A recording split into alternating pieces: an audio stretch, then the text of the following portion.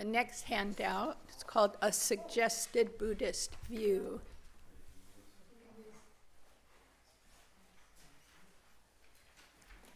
Should be enough and even extra. Thanks, Melissa. I want to thank Melissa for helping me take some things I had as ally view and some workshop materials and working with me to make them work for this workshop. So thanks, Melissa. And Linda G., or is she, who was the master of 1 million copies, plus other tricks. So thank you very much. Okay, so let's just take a quiet moment and look at this suggested Buddhist view, understanding isms, racism, classism, sexism, etc. So these concentric circles, you can find yourself, you're a particular individual. It's very important that we notice that when we begin looking at groups, because we can start ascribing all kinds of things to people because, let's say my friend Cliff, African American, I could start ascribing, well, he's African American, male, so da-da-da-da-da-da-da. But Cliff was raised in a military family a long time in Japan. So, you know, that's how we look, a particular individual. I'm a white, middle class, overeducated woman. But in particular, you know, I was raised Roman Catholic in a rural small town area, became an activist in my college days due to the Vietnam War and the Black Power movement. You know, so the particular individual's important. You can't, you know, sure, you're in that apparent group, but enough said about that. Everyone is affected by and put into or gets into social, economic, political groupings. I say to someone, they'll say, but I don't want to claim being white. And I say, the world looks at you and that's what they see. So we have a short thing that says, claim it, name it, and then get over it. You know, get over it means, of course, you fully acknowledge what comes with it, but you get over it mostly in the spiritual level of that is not where I'm stuck as a human, right? Then we move on to the shared human experience, happiness and suffering. Shared, and that's so important in this work because I cannot in my heart move toward compassion for, let's say, the Patriots are the new group up in Vancouver, Washington. I don't know if you've read the news. They've come down and done marches down here, white supremacist group. And, you know, then the Antifada, young, radical, far left-wing fight with them. Now, my job is to engender right here, compassion for all of them. Both sides, everybody in the middle. And I'll tell you who's hardest for me is people who are oblivious. That's the ones I feel the most anger at. I'm just like, you don't know anything about this, you don't care anything about this, you just want to go shopping again? That's my, you know, you'll find your own group that you got to work with. But those folks too, just suffering, wanting happiness. The Dalai Lama says it over and over. Why? Because we don't get it. At least I don't get it. Everything a person does, everything an animal does, everything an insect does, they're doing to be happy. The Patriots are marching to be happy. Isn't that just a koan? A koan, a mysterious. They come down to Portland to put forth their white supremacist selves to be happy. And they actually think that will lead to happiness. And we can, we're going to have a time for questions soon, we can find in ourselves, what stupid things do I do to be happy? I eat bad things. I eat things I know when I'm eating them, they're bad for me. And I go buy them, and I eat them again. And I say, Zopa, I know you're trying to be happy, sweetie. But did you not get it yet? This does not lead to happiness. It leads to tummy aches and fat thighs and, things you do not want, but mostly ill health, So we all do this, and I actually go to that level when I'm looking at the patriots and going, well, how could they possibly think? And we rise up, right? And that's our suffering. We've risen above. We're no longer together with the human. Because we say, I can't possibly see how they think that could lead to happiness. Well, someone can look right at me and say, Zopa, how could you possibly think eating all those cookies would lead to happiness? I'm not saying those are comparable, but they are in method. They are in method and process. Then, of course, on the outside circle, and there is actually, we could make this a no circle. The Buddhist worldview, that all have Buddha nature, which is obscured.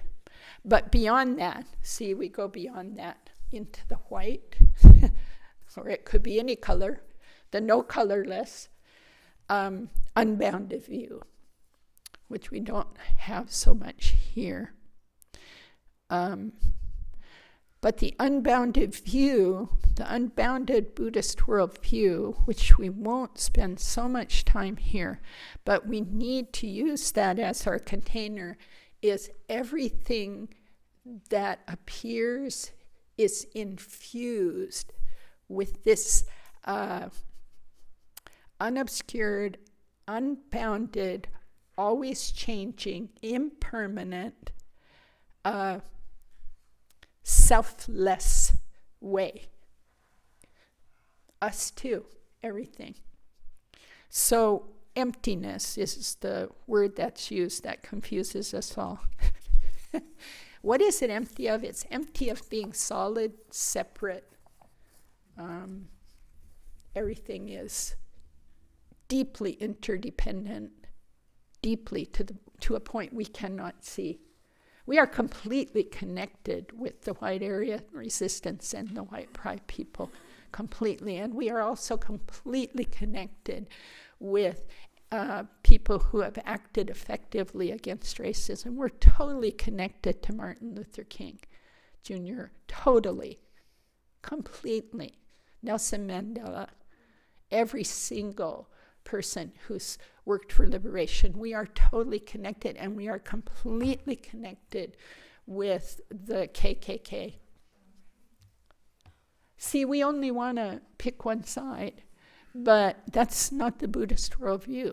In the Buddhist worldview, the minute you have a side, you are suffering. The minute you have an us and them, you are suffering. And I'll tell you, as someone who's been an activist and a lawyer for activists for many years and did mediations with groups fighting each other, that you cannot move I'll say it another way. You can only move suffering forward by having an us and them. I did us and them for a long time, and I sued them. and I used to delight in it. And I helped defend, hundreds of protesters out at the Trojan nuclear plant. And I used to love to win those lawsuits. We won the first one with a trick, but it was a good trick. I won't tell you the story. And we got 96 protesters off who were sincerely protesting the dangers of nuclear power, which then Chernobyl happened later, and other Harrisburg almost melt down. So we saw. But I used to love to win. But then at the end, there was still us and them would do something else. And it was like, it took me a long time to see, all that anger I take in there, it doesn't do anything. Now where are we going? We have to keep doing this. I think that'll be better. Okay, all right. It'll be better, but if I move, it won't be better. And I do move. Okay, so Buddha nature. Let's read a quote about Buddha nature. On your quote sheet, another person who might like to read, please read us that last quote. Someone else who would like to read with the microphone. Okay, Rosemary, you need a mic. Yeah, we kind of got it. And just that last paragraph.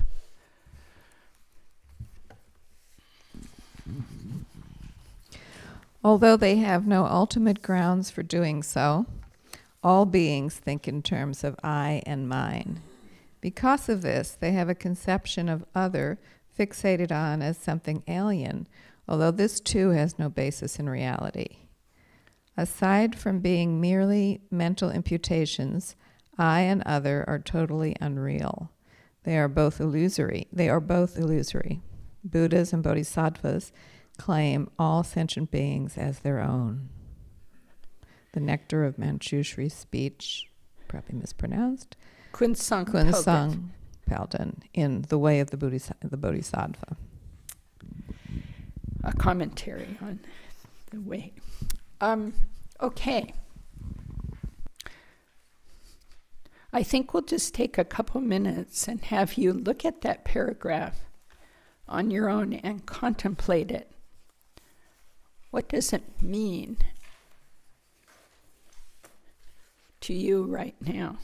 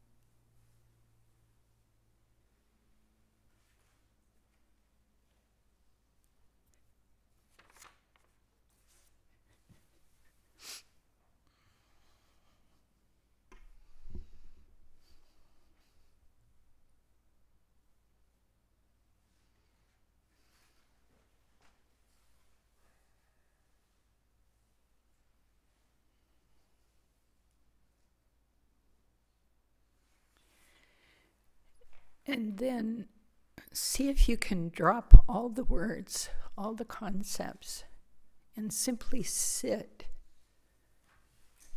in that sense of empty interconnectedness.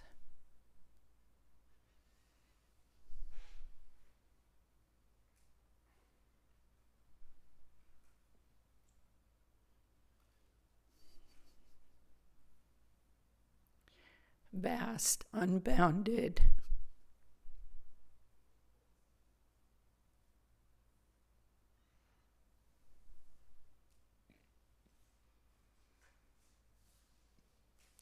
Luminous awareness.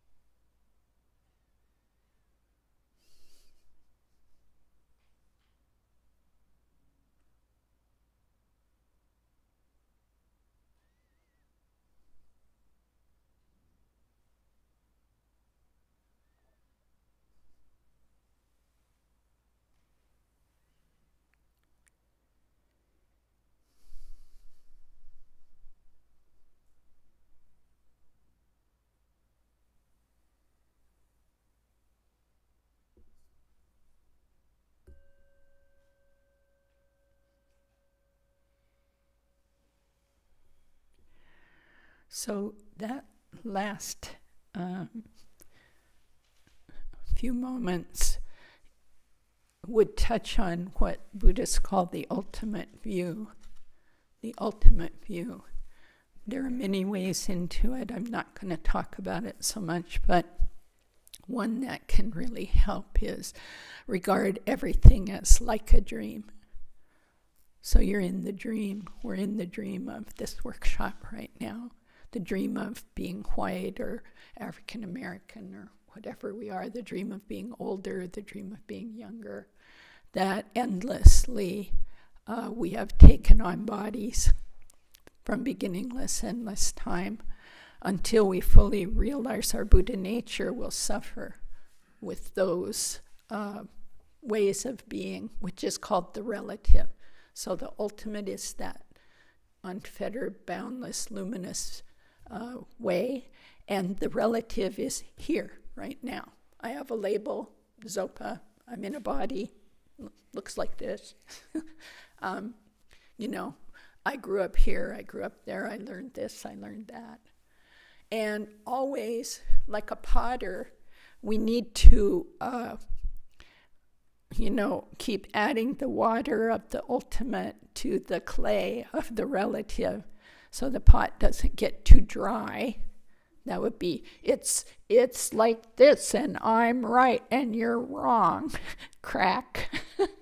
Or it doesn't get so wet that it's like the pot disappears and you say, oh, nothing matters. It's all just, nah, I can do anything. Ethics don't matter.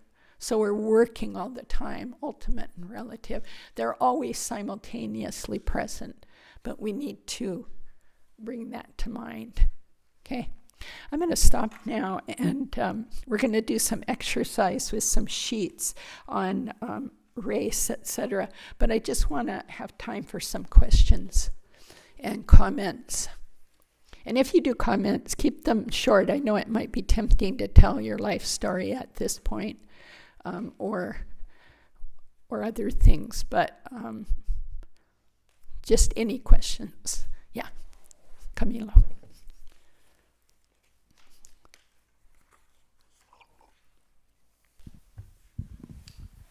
So we began with the idea that race would be the prism through which we view these concepts we're examining. And then we proceeded to really counter that concept with ideas from science and ideas from Buddhism. So we're left, and particularly after looking at the reading in the book, with the awareness that race is a really flawed concept. So what happens to that prism that we're using?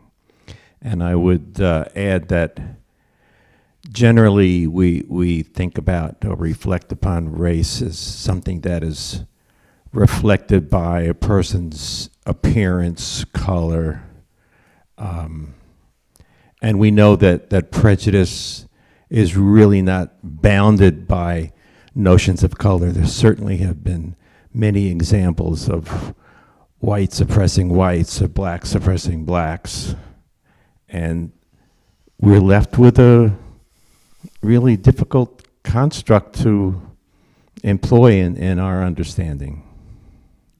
Yeah, for sure. And the exercises coming up are going to make that prism and its application to other isms more clear.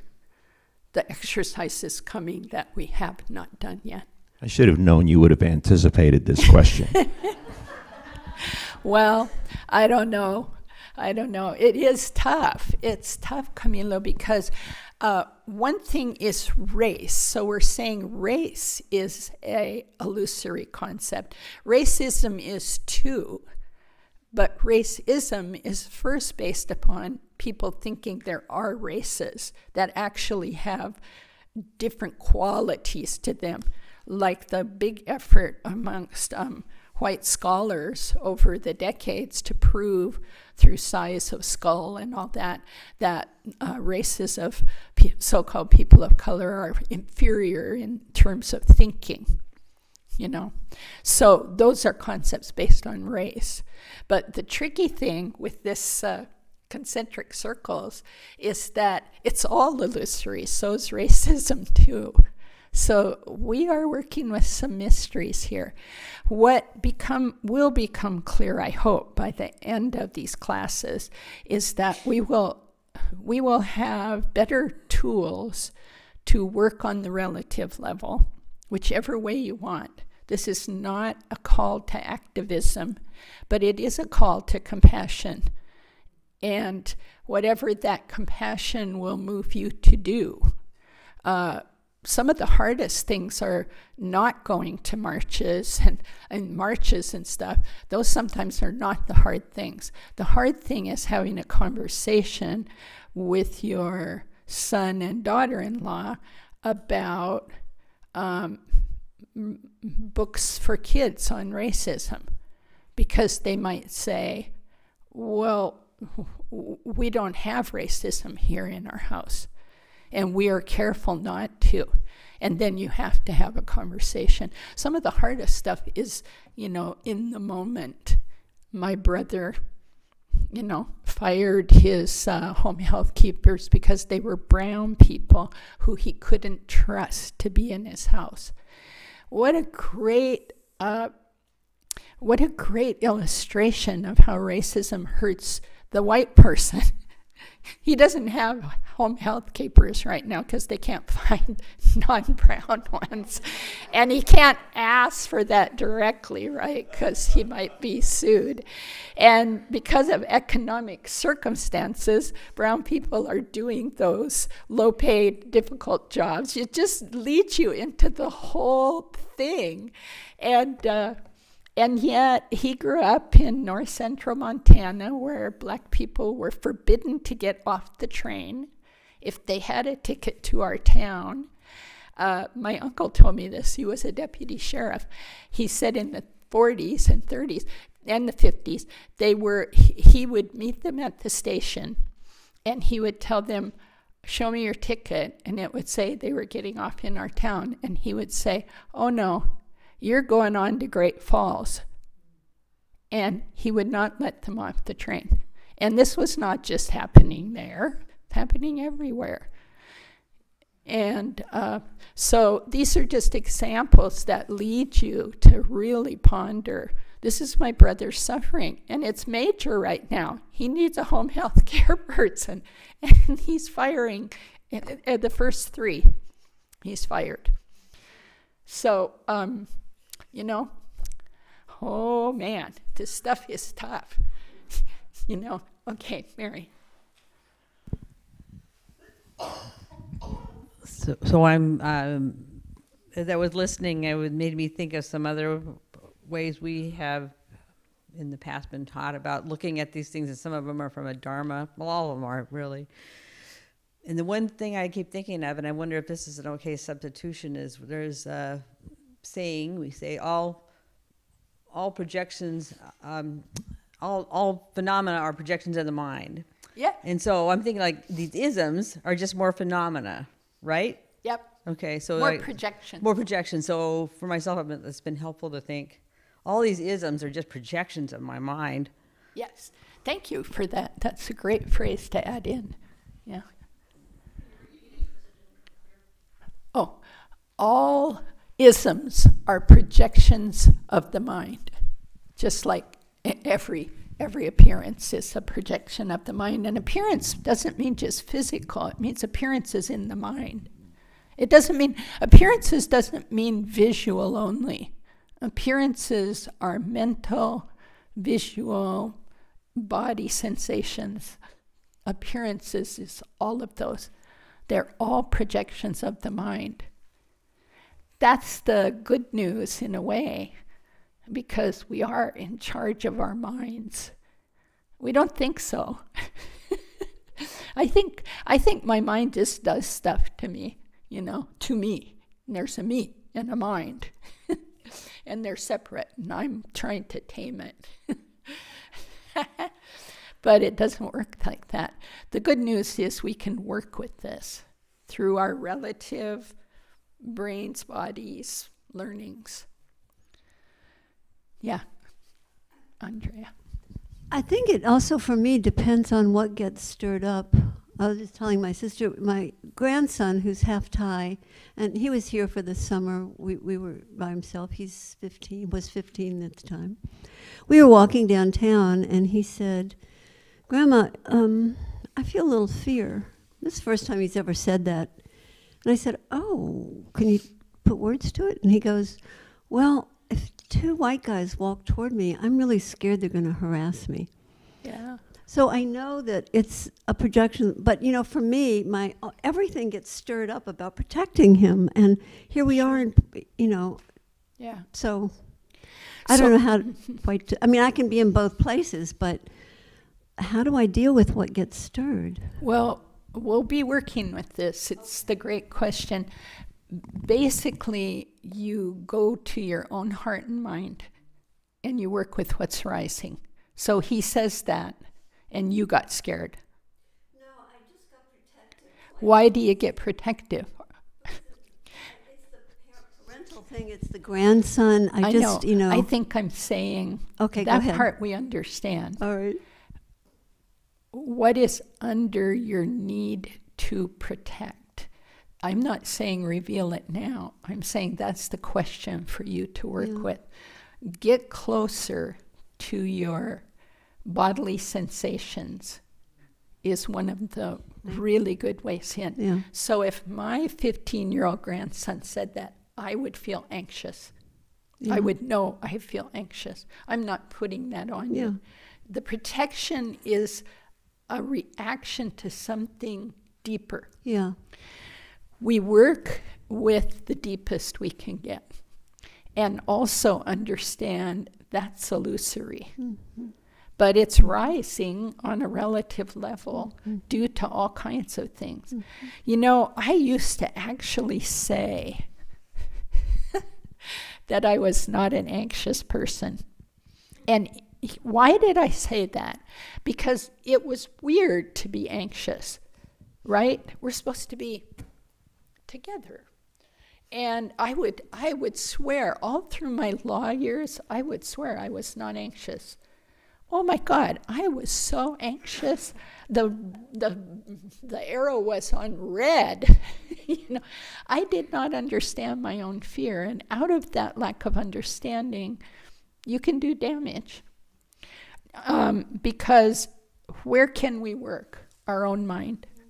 Now, in that moment, you actually need to do something, reassure him, or we do need to do things. But the deeper work is, why did I feel? What did I feel? And meeting that with kindness, meet my anxiety with no judgment. One phrase that someone came up with was, well, you came by it honestly. And that was very helpful, because I grew up in the 50s. I grew up before desegregation in this country. In 1954, I was already 7. And prior to that, our schools were legally segregated. I say to people, we had apartheid. We had apartheid. It was legal segregation till I was 7 years old. People are like, oh, it was way back sometime. No. 64, how old was I? Do the math, 57 plus, 6. I don't know, I was 15 or something. That was the first law passed that said it is illegal to deny services to people based on their race. I was already like 15. Prior to that, and illegal to not hire. Prior to that, you could legally say to someone, I am not hiring you because you're black, only they wouldn't have used the word black. You could legally say that. When I got out of law school in 1975, the all-male professors, some of whom became my friends over the years I went, came and said, for the women law students, don't waste your time applying to the big firms downtown. They're not ready to hire women. Don't even bother. I was the second woman law clerk ever in the history of Oregon for a trial judge. These are not long ago. Yeah, I'm old, but but this is not a long time ago. We lived this. And so when people say, how come people are so hurt or angry or scared?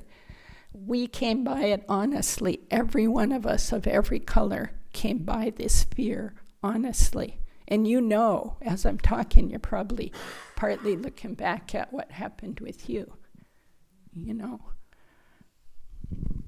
So thank you for that question. We'll be working more, what's the relative and the Buddhist ultimate view? Okay, we'll do this last question, then I want to move on to a exercise. If we were to truly hold the Buddha worldview, how do we know how to act? And I think I'm asking that from my tendency is to use my anger to fuel action in a direction that I think is remedying wrongs. Yeah. So is another way to say your question, if I'm not angry, how will I do anything? Or how can I be effective? If everyone is part of the Buddha, who's the person to support? What's even the right action? I get lost in that. Yeah. Thank you for sharing that. There's this thing in Buddhism, when we start looking deeply at what the Buddha taught, of two ditches we can fall into. And one of them is called nihilism. It's like when you take on these views of everything's empty, or it's a dream, like, appearance and emptiness always come simultaneously, concurrently. Then we can fall to this nihilism, which is, I can't find what to do. I can't even find me. I can't. So is that, you're nodding, so that's kind of, so we just watch out for that. We just watch as we work the clay. Remember, you're trying to make a pot here. You pour in so much water, it just disintegrates to nothing, right?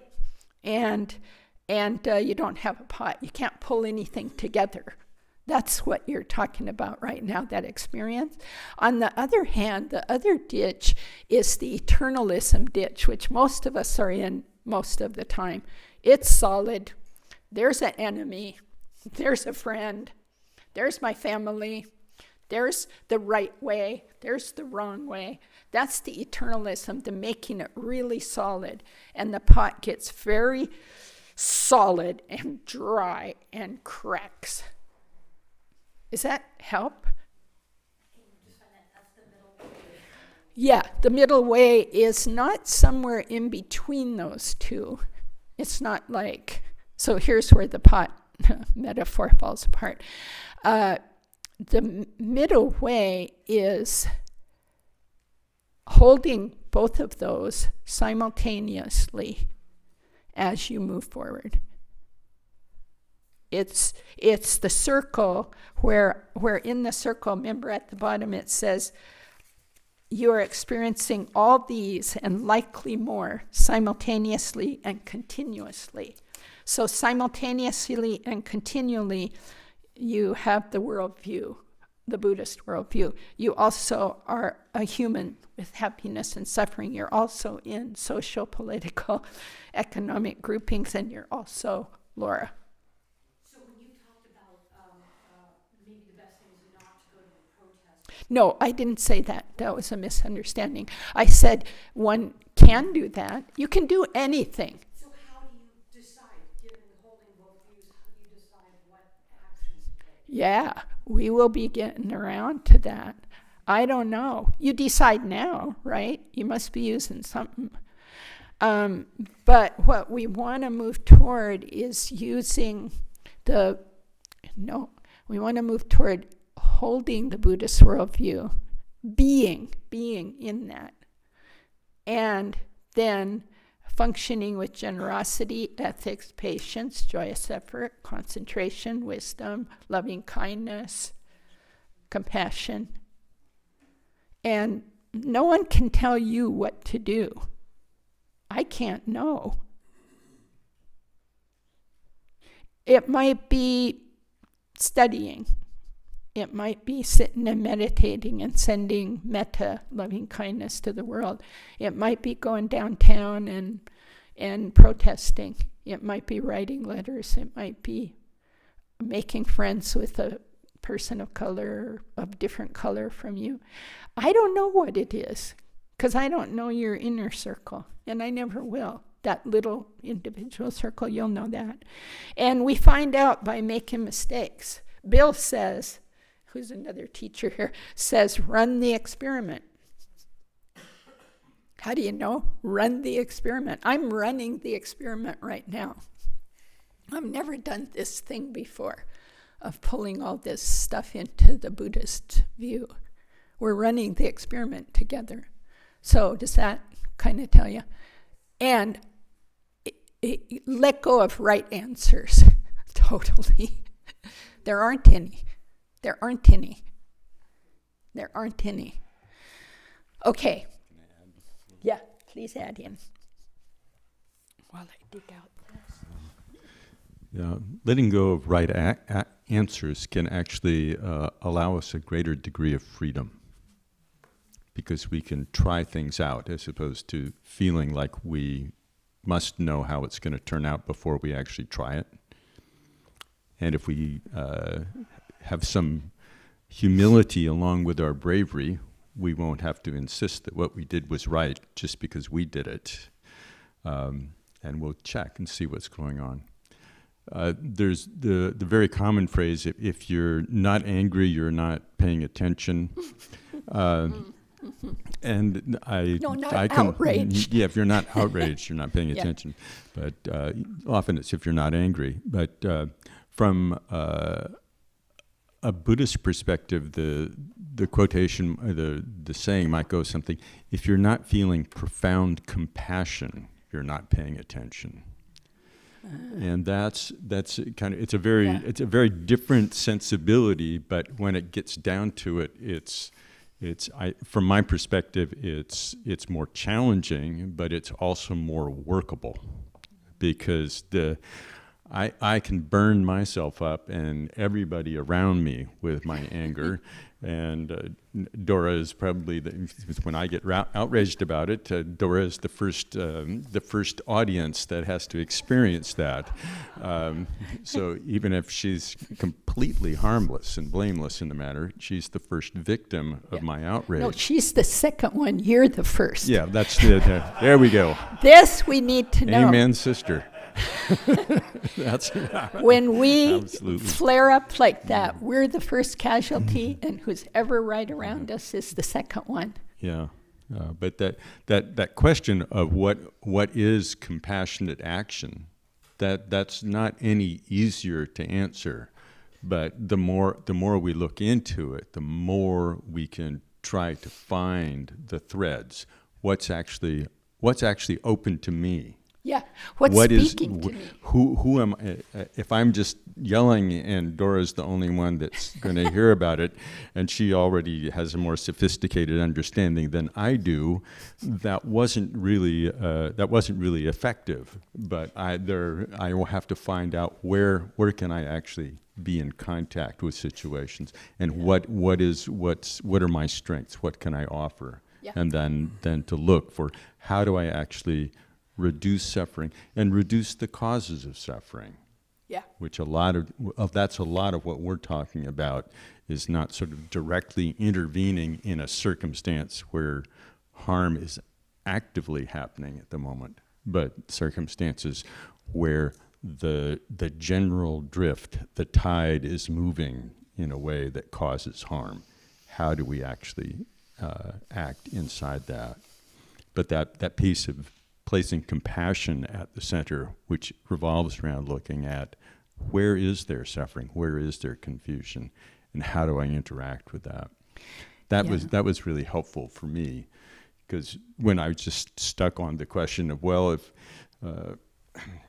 if it's all kind of empty and but there's this big, I just feel kind of neutralized. Yeah. as opposed to saying, oh, actually, I should take advantage of whatever's in front of me. And that's far more empowering and also more demanding. We can also get very creative. I love this one thing that occurred. It's rare to see creativity in this area of isms, because we've all been terrified, and terror usually leads to stiffness and protection and anger. But I was down at a demonstration once. I can't remember which war, but we've had plenty. And it was a big demonstration. There were a lot of people down in Pioneer Square. And I kind of broke off from the middle and was out around the edges. And I was just a beginning Buddhist. And I was thinking a lot about trying to just send to everyone there, just loving kindness, just very simple, and watching my own anger rise and watching how the speeches sometimes fed the anger more than the sense of what King would have done. Like MLK, he didn't really, if you listen to his speeches, he was not feeding people's anger. He was not listing all the grievances. He was giving a vision of how to move forward. And so I was kind of discouraged, but I went across the street and I was standing on a kitty corner, and two guys there obviously didn't know each other, and they started off with a few comments, and then it was heating up right away, two white guys. And I thought, oh boy. And I kind of just backed up about 5 steps, and I was just observing. And I was beginning to worry and feel like, what should I do? Because this was escalating. You're right, you're wrong. The war is good, the war is bad. And all of a sudden, this person dressed kind of like a clown came walking right in between them, very calmly staring ahead and ringing a gong. Dong, dong, dong, dong. And the two guys just totally stopped. Like it was like threw them, and it threw them enough so they didn't return to the argument. It just dissipated. And I thought, now that's creative, and that's compassion for everyone. And I think this person came to this protest intending to do just that whenever she saw. And I would never think of something like that, except now I've seen it. So, this is what it takes, and that's creative, kind, funny, compassion for everyone, not making any kind of statement about right, wrong. Just like, it's kind of a statement like, we could ring bells instead of do that. Okay, I'm going to pass out this. Yeah. I have to make sure you keep them. I know, I keep giving everything away, but that's my problem. That's why you're up here. You keep me having breaks and not give everything away.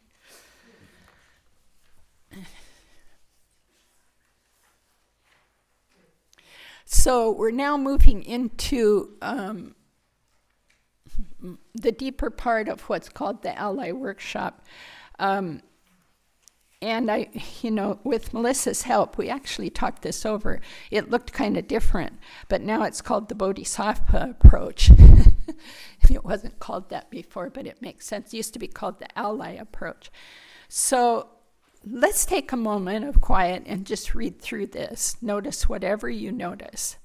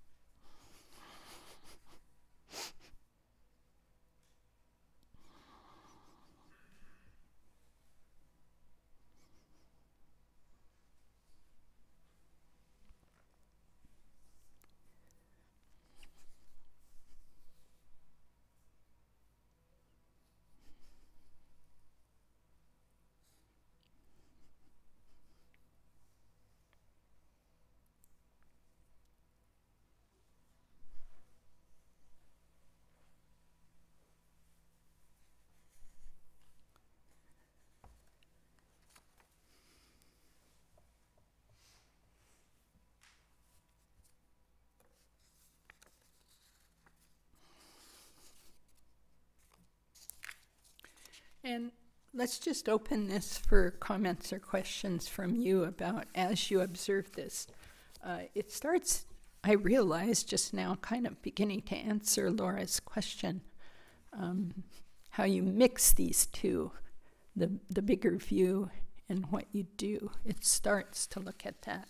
So any questions or comments about it? Mary.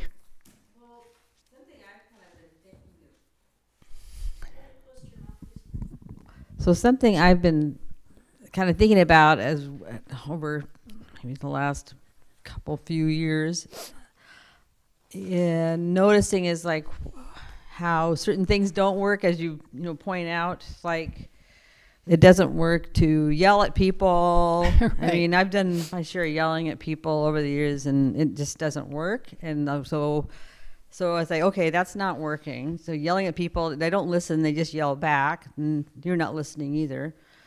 So I'm trying to think of a way.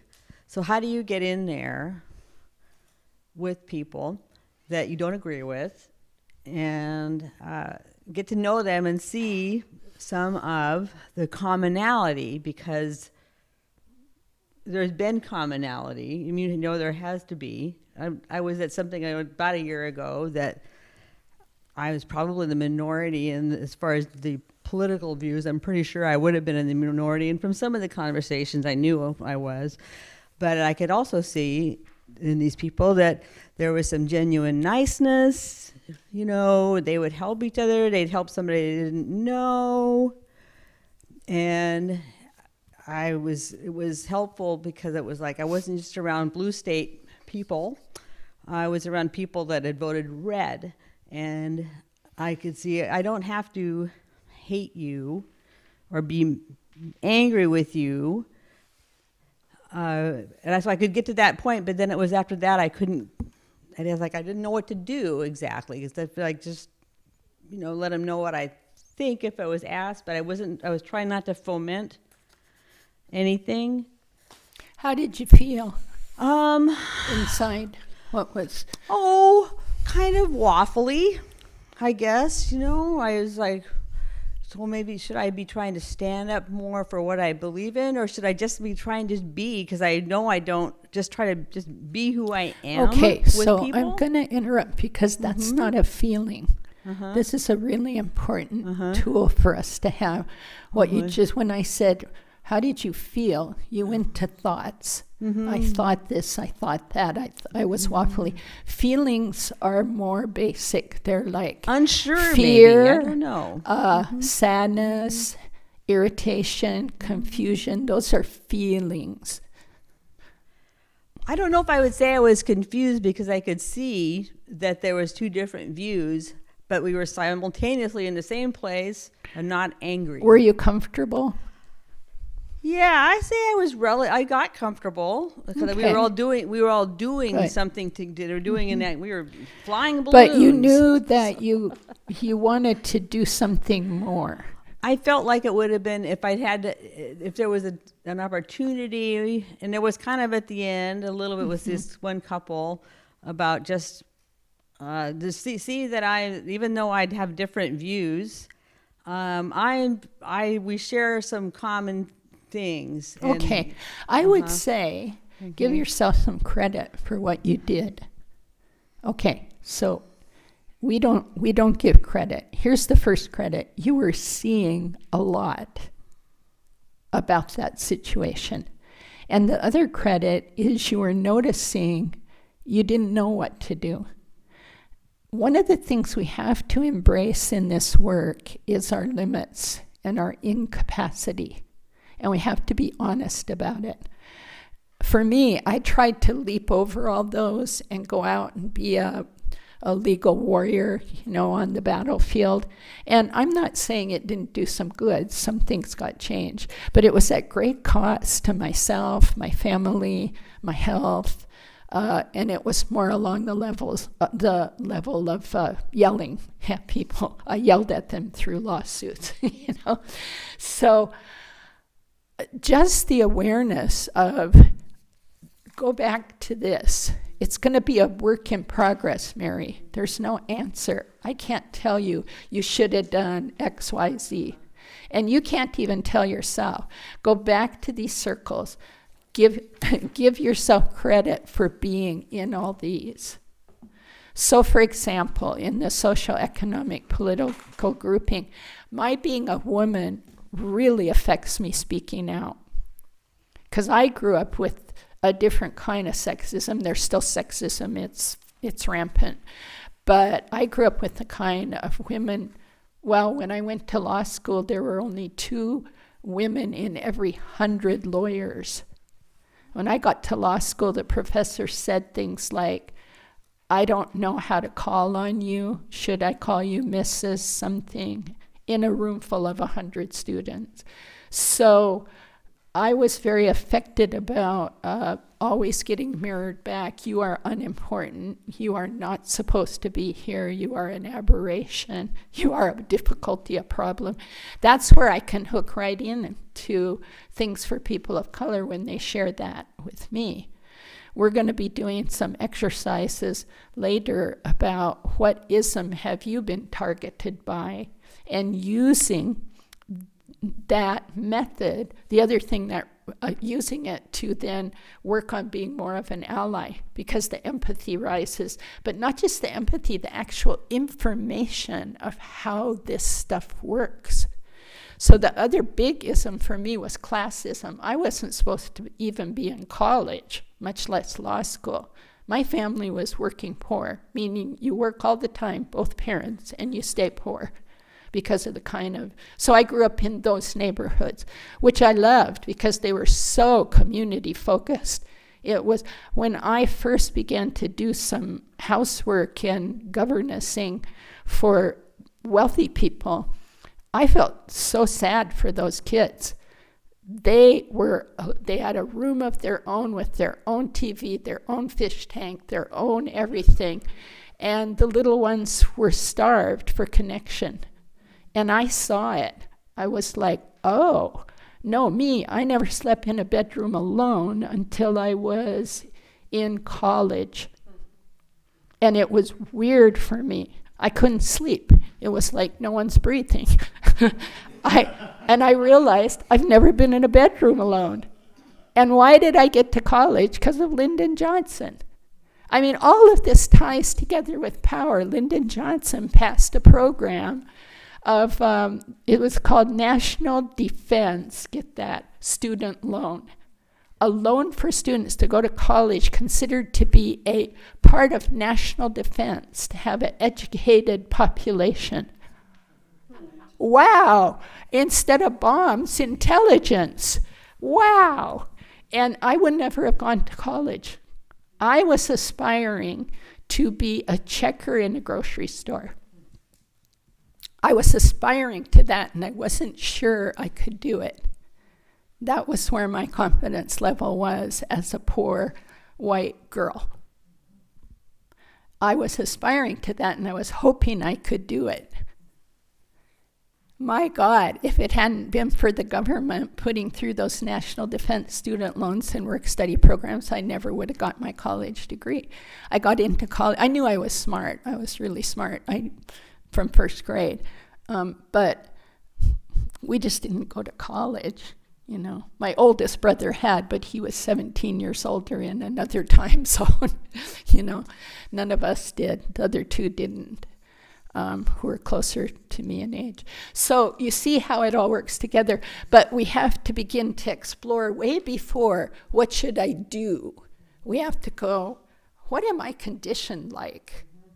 So why is it hard for me to think about this? Why is it hard for me to step up? Okay? Yes, exactly. So we can't jump way forward, but good for you. You saw your limits, you tried a few things, you saw the commonality, you were stretching for it. And you saw the anger doesn't work. That's a lot to see. So you've set yourself up to do it different. That's all we can do. Don't worry, the conditions will arise. You'll get lots of chances. Okay, what else about this bodhisattva model I want to kind of bring back around? Camilo. I think that the idea of employing bodhicitta in order to expand the level of consciousness and to bring loving kindness to all those, including people who offend you, is met with the challenge of not being accepted. So I think that when that happens, there are a number of different reactions you can have. And probably the most common one, depending upon what your conditioning is to experience a sense of shame. Yep. And I think that the very title of this class really provides the answer and the skillful means to how to have an antidote to that potential reaction, and that is to have equanimity. If you have equanimity, that means you can appreciate that you might feel shame, but to recognize also that you still have a sense of the justness of your belief and the offering that you give to people who have a different belief. And it may just mean that you sit quietly and continue to express your belief in yourself and your concept. Yeah. Thank you for adding that. And it is very responsive to your situation, or me watching my brother and hearing him not trust brown people in his house. What I brought to that was equanimity. I just listened to him, and then I went home and did my ranting and raving by myself of just like, oh my God, da, da, da, da, da. And then my empathy for him about, I know what I grew up with, and he grew up earlier in the 30s and 40s. So, of course he's got these idiot ideas. And I know he's a good man. He's a good person.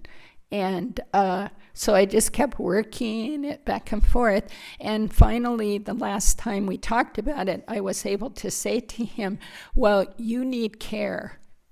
And maybe you need to ask, I couldn't believe I was saying this, but I was trying to find empathy. Maybe you need to ask the agency to send someone who you're more culturally comfortable with.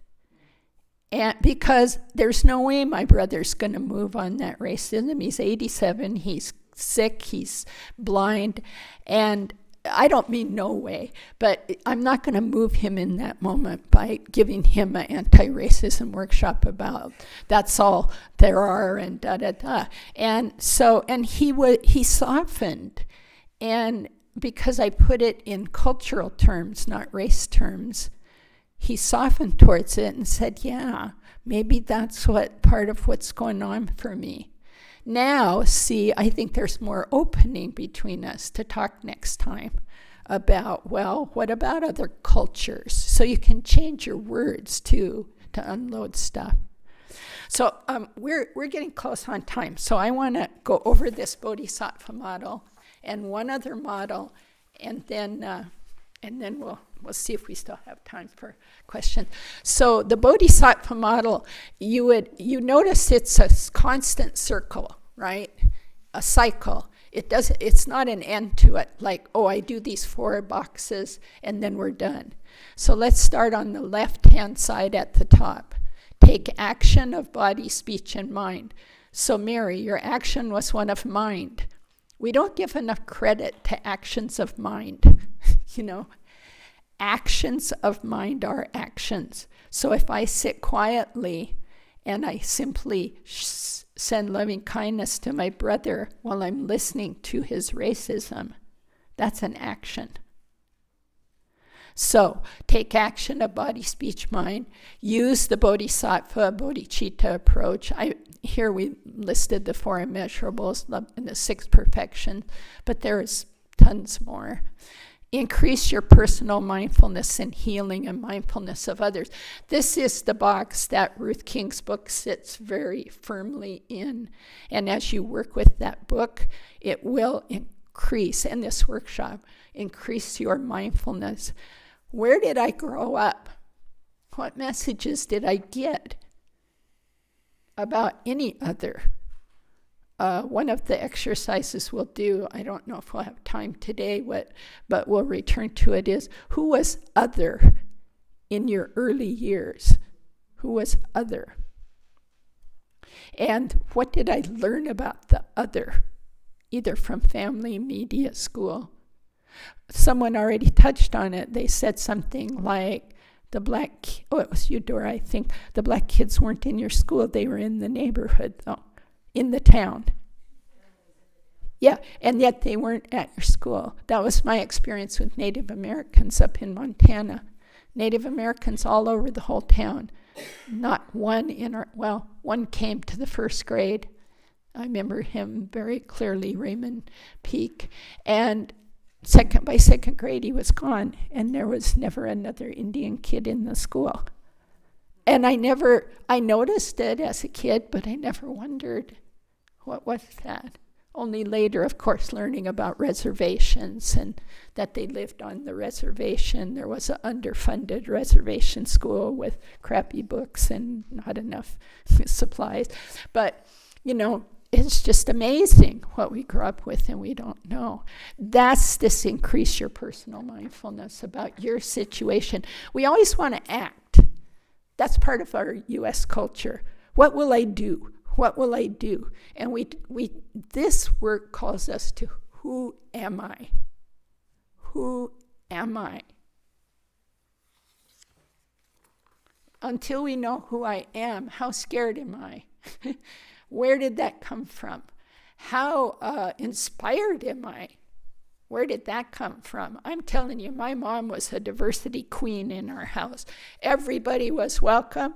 It didn't matter colors, Protestant, Catholic, whatever, which was a big issue in our town. Protestants, Catholics didn't mix. And she just didn't have that. She had a very open curiosity, right up till her death.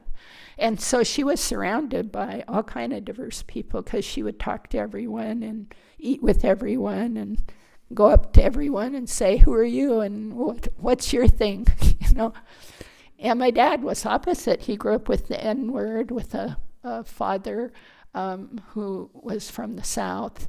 And he had a lot of terrible sayings about black people that he ran through our house. And they just didn't agree. But he just talked like that, about how you can't trust those people. They'll steal from you. They'll take from you. So we all have those things to find out about ourselves. And then this fourth one on the lower left, understand how institutionalized prejudice, this power, it operates. So find out about, like I shared some of the laws in Oregon. Look at this video if you can, Local Color from OPB.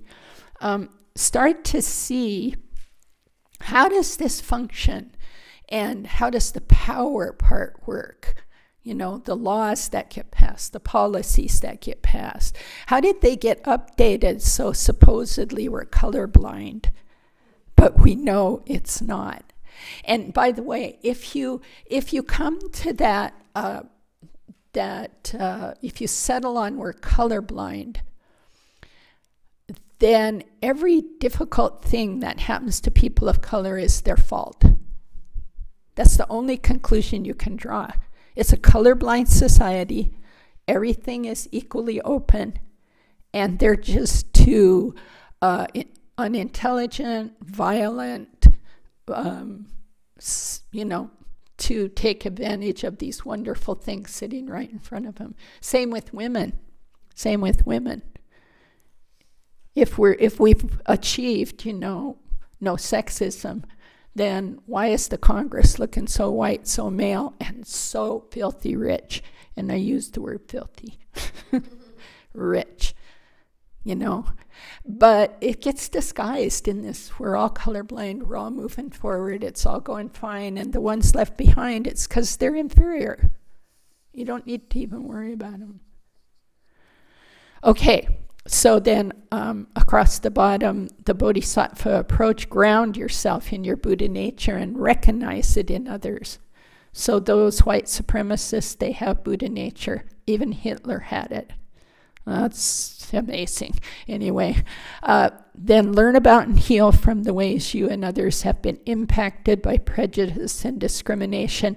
And later in our next meeting, we'll be looking at how did I receive prejudice and discrimination in my social group? How did I participate? Usually we get enrolled in participating through threats.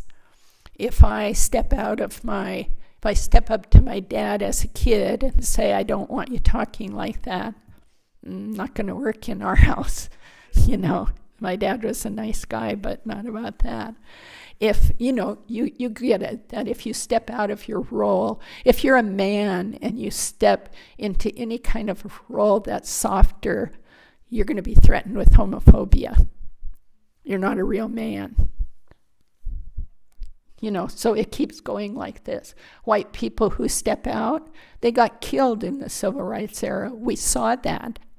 I was 12 when the white civil rights workers got murdered along with the African American ones.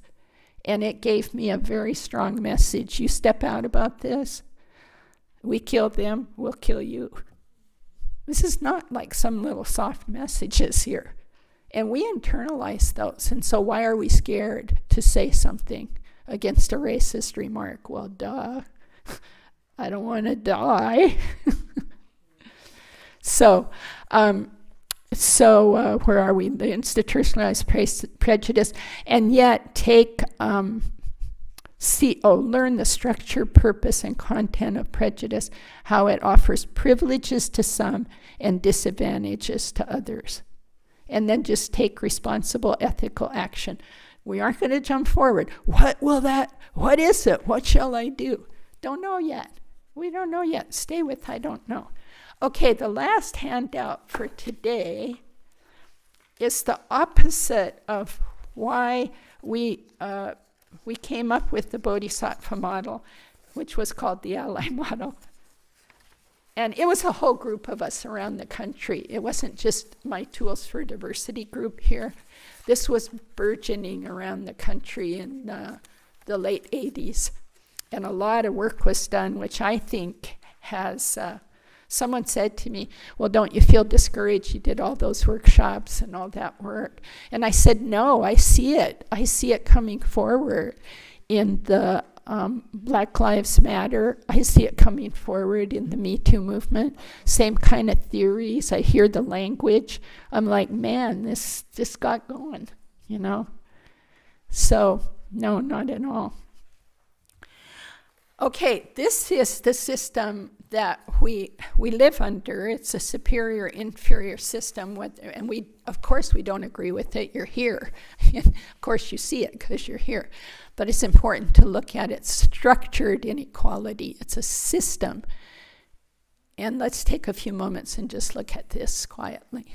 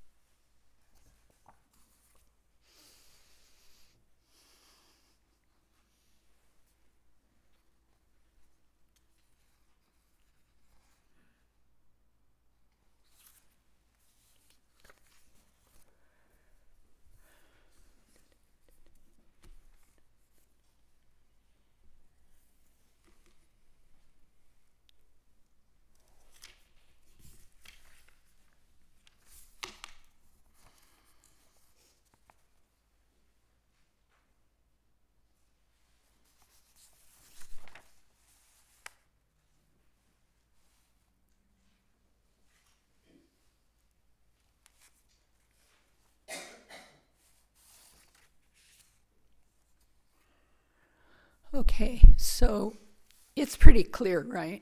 Any questions about it? Not comments, but actual questions for clarification. That last sentence, many function outside. Yeah, it should say many people function outside the prescribed roles. So we get pushed into these roles, but most of us, many can function outside. You being here, is a function outside. Yeah. It says, okay, I know I was trained as a woman to be on the deficient side. I was trained as a white person to be on the power over side. I was trained as a poor person to be on the deficient side. But as a professional lawyer, to be on the power over side. So one of the homeworks I would like you to do, assignment, is locate yourself in these. List at least 1 to 3 of ways that you are in roles, societal roles of one down, one up. Oh, that's what we used to call it, of superior, inferior, okay? That's one of the things. And then just sit with it. Do it as a meditation. Just sit with it. Let whatever flow through, what that felt like, anger, pain, just be with it, okay? Okay? No judgment. We all did things within this to survive. Believe me, we've all done things within this to survive. And there's no criticism for doing that, but we want to see it. We want to see it clearly, okay? And then just learn the Bodhisattva model. Just keep, like you come up to a situation like what Mary described, just think that in your mind or pull it out. You know, if I was using this model, what might I have done differently? Or maybe I did just perfect for where I am now, what my capacity is, okay? Okay. Yeah, Miriam. One of the difficulties that I had growing up is nominally my liberal community, my liberal family was not racist. Yeah, but then, of course, right? You know, and of course, nobody claims to racism anymore, right? Yeah, nobody's racist. It's just funny how things happen. But at the same time, there was the institutional racism and the subtle racism, and it was really hard to put your finger on it sometimes, but you saw it, you know. Yeah. And you know, the fact that they would use the term Schwarze. What's that? Sorry. Schwarze. Anyway, I'm not pronouncing it. Oh, Schwarzes. For Jewish people, calling black people Schwarzes. Is black, yeah. That's what my husband called them, Schwarzes. I mean, his family did. Right. He doesn't. So, yeah, so that, you know, and it wasn't a nice term. Right, it was pejorative. Right. Yeah. And other little subtle things, you know. And so sometimes it's like we need help, I think is what I'm trying to say. We need help identifying it, you know, because there's this veneer and it looks wonderful. So. Yeah, but right there, Miriam, you're doing the work that this calls for. Right there. You're saying, when I grew up, it was named this. It looked like this. That's the work this calls people to do. It's going to be very individual and very group. And so, yeah, in some ways for people like me who had a dad that used the N-word and said pejorative things about black people, even though none were living in our town because they weren't allowed. There was a shoe shine boy, I'm talking the 50s here, down at the railroad station. And the first time I saw him, I have a very clear memory. I was probably 5 or 6, and I was walking with my mom. And I wanted to know about him. A natural curiosity arose. Natural. Person is different color, never saw before. So I said to my mother, "Who is that?" And she grabbed my hand and pulled me away and said, "Shh." So I got messages. Don't talk about that. Don't notice him. And there's obviously some fear here. So we get those. We get messages. So the point is, whether it was covered with a liberal or not, you're already, by your very question, realizing, oh, I did see things. I did notice things. The locked door is a very common one. You're white and you're driving into a certain neighborhood. The parents don't say anything, but they just reach and lock the doors. Messages. Or where does my 6-year-old grandson suddenly say this, but I have a brown friend, but he speaks good English? And then I can say, a lot of brown people speak good English. They also speak other languages, which I didn't say because I was flummoxed. I later brought him, here's all kinds of colors and all kinds of languages. That's how the world is. So we start where we are, but usually we're kind of blinded by these things, because what it does is pull up the whole muck, and we're stumped because we haven't cleaned any of that out. It's like a septic tank that's overflowing and we haven't cleaned it out, but yet we want to do something right on top of it. We're going to do something, take action. It's a mess under there in our own minds and hearts, and that's the first doing, is with love towards yourself and towards your family, and with care and with equanimity, looking. Okay, so I'm tempted to pass out one more thing, but I think, I will. And then we're going to do our prayers for ending. One more thing to work with, just to look at. This comes out of that issue of National Geographic that's on race, the magazine I referred to. The whole issue's on race. And again, Melissa helped create this. This shows the structural inequality between white, and it's pretty current. I think it was 2014 statistics that are gathered. So just take that home and study it. Why I liked it is it shows it across a lifetime. It doesn't just say in education or in health. It shows from birth to death the structural inequalities. Now be sure and bring back all your stuff for next time, because we'll be referring over and over to things. And thank you.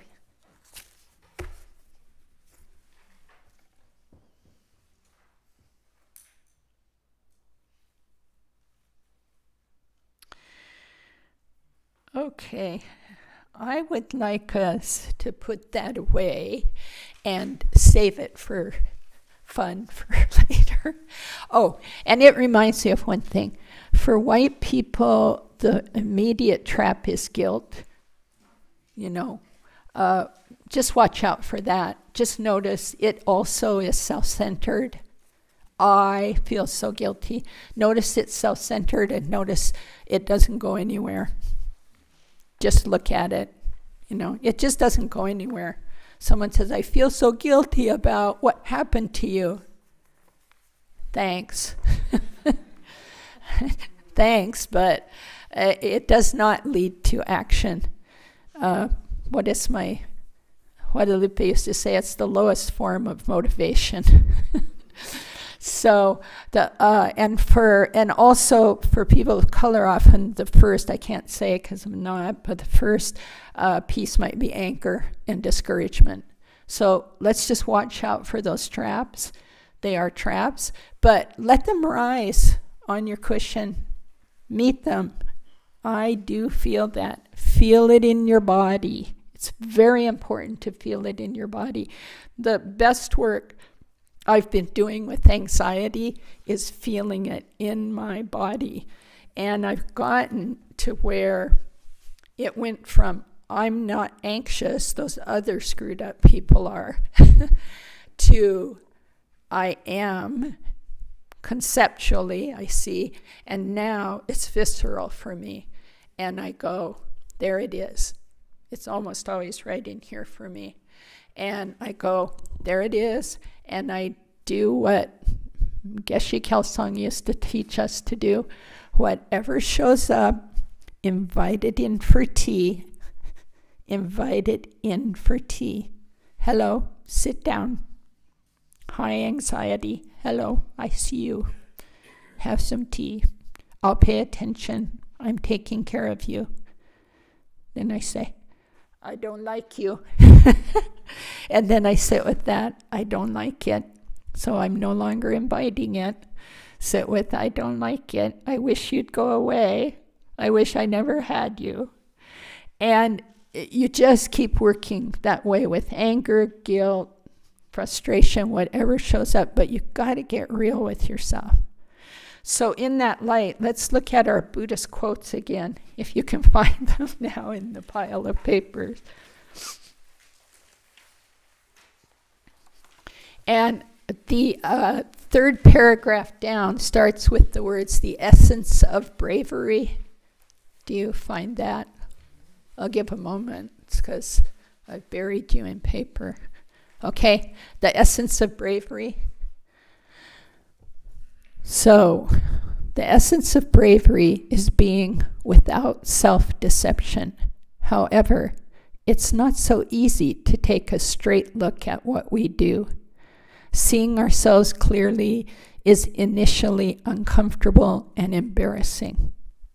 As we train in clarity and steadfastness, which I would call equanimity, we see things we'd prefer to deny: judgmentalness, pettiness, arrogance. These are not sins, but temporary and workable habits of mind. Workable mean we can change them. The more we get to know them, the more they lose their power. This is how we come to trust that our basic nature is utterly simple, free of struggle between good and bad. This is the work, Pema Chödrön, The Places That Scare You. That book, by the way, is like a emotional Bible you can return to over and over again. You know that book. And anytime I'm going off into wacky land, you can find something in Pema Chödrön's book there. Okay, let's read that next one too. Racism is a heart disease. I love that.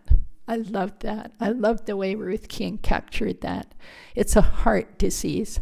How we think and respond is at the core of racial suffering and racial healing. If we cannot think clearly and respond wisely and kindly, we will continue to damage the world's heart. So that's from the book we're using, which is the other piece of work, is just keep reading pieces of that book. It's not intended to be a quick read, and I'm hoping your reading of it will go way past these 3 classes, because that book has so much heart, so much wisdom in it, and we need that. And it's part of what inspired me to actually try to do this.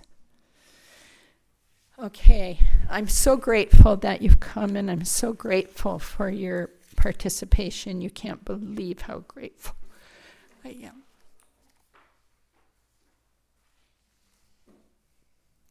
That you want to do this work, and we want to be free, and it is our birthright to be free. Yeah. So we're going to have to do it. Well, we'll keep doing it. Keep on keeping on. Okay, where's the prayers? Find the prayer sheet. I need help. I've fallen apart here. It's the last place. I'll look on yours. It's the last. I'll look on Bill. Okay, so we do dedications for the reason that we have created really, truly great positive potential here. There's just no way of denying that. And we all will continue as we go forward to do that. So we want to, it's like harnessing that positive potential in a way, not just walking out the door and letting it dissipate. So we dedicate it to the liberation of every single being without exception. Okay, so let's do our dedication. Without harming them, may I always stop all beings in all worlds who wish to commit harmful deeds. By this virtue, May I quickly realize Mahamudra and lead all sentient beings to that same supreme state. Mahamudra being those ultimate ways of being, total freedom.